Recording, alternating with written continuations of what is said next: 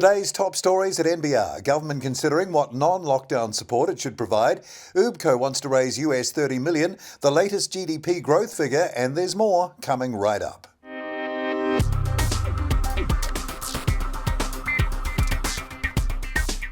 Kia ora and welcome to NBR Today, a wrap of the day's top business stories from the authority in New Zealand business news since 1970, nbr.co.nz. It's Thursday, September 16th. I'm Paul Brennan. Thanks again for joining us.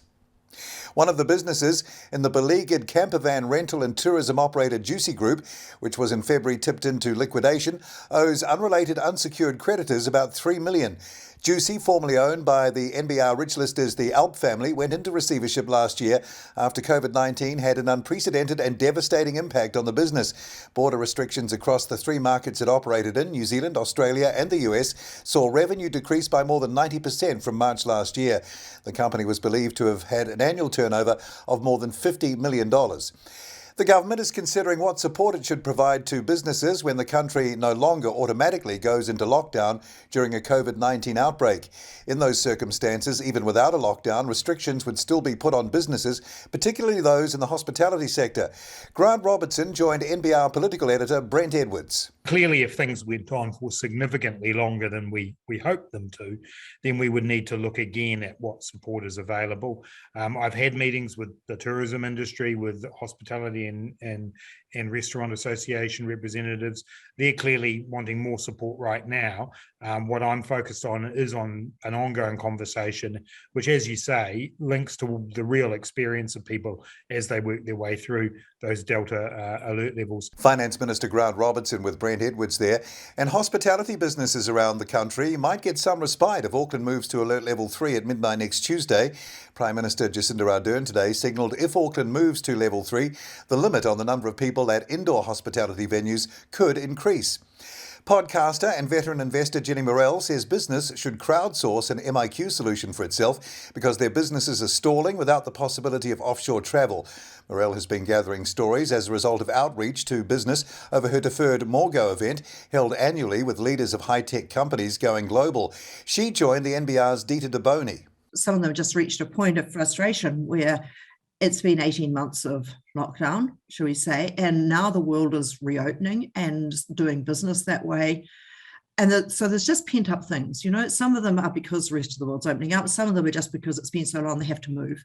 So I think I quoted 4 stories in here, the first one I heard is the first one I put here when this guy said, 4 of our sales guys have already gone because they just said no sales, no business. We've got to go. Podcaster and veteran investor Jenny Morrell with Dita DeBoni there. Tauranga electric motorbike firm Ubco wants to raise US $30 million in a capital raise as it heads towards listing on the NASDAQ. The funding round values the company at US $100 million, and if the US NASDAQ listing is successful, it will be the 4th New Zealand company on the exchange, following the likes of Rocket Lab and Allbirds, which is in the process of listing. In a note to shareholders, Chair and Acting Chief Executive Catherine Sanford said existing investor Jubilee Glory Investments was seeking a further 5% of the business before the next capital raise, and that Ubco was in talks with Jubilee Glory Investments to lead the upcoming round.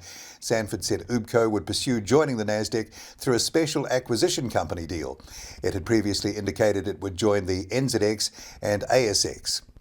New Zealand's economy grew by an impressive 2.8% in the 3 months to June 30, driven by the services sector, according to Stats NZ figures released today. This compared with 1.4% growth in the previous quarter. Consensus economists' forecast had been for 1.1% quarterly increase, with no forecasts higher than 1.7. The Reserve Bank's pick was 0.6. The GDP figure completes a stellar suite of positive data for the June quarter, with unemployment having fallen to 4% and annual CPI inflation reaching 3.3%. Annualised GDP growth was 5.1%.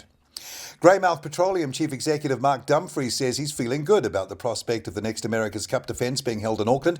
Emirates Team New Zealand is due to announce tomorrow the preferred hosting venue for the 37th America's Cup and confirms it's been approached by Dumfries about backing a home defence. The final 3 contenders were reported to be Cork in Ireland, a national bid from Spain, and Jeddah in Saudi Arabia.